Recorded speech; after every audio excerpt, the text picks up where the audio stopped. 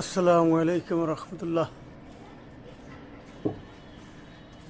মিটারের বিলে গরমিল থাকায় আমি নিজেই বাড়িওয়ালার মিটারের উপরে এটা লাগিয়ে দিলাম। এখন দেখি ওরা কতটুকু আল্লাহকে ভয় করে মিটারের পয়েন্টগুলা লেখাগুলা সঠিকভাবে লেখে। এইটা এখন দেখার বিষয়। এখানে লেখা আল্লাহকে ভয় করুন,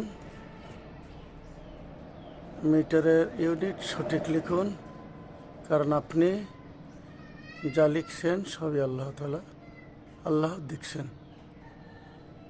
আল্লাহ সবাইকে সঠিক বুঝ দান করুক এবং মহান রবকে ভয়ের মতো ভয় করার তৌফিক দান করুক।